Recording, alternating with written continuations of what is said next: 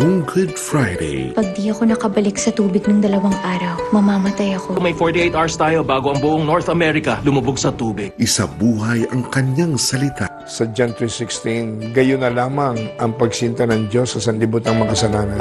Prayer is not too late also. Di po ba?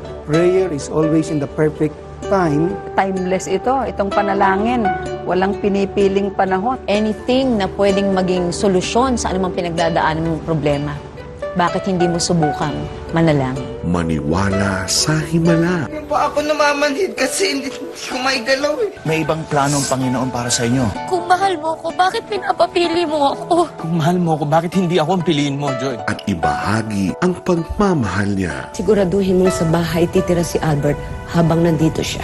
He destroyed him who has the possession of the power of death, the devil. Ngayong Good Friday, simula 8 a.m. sa A to Z.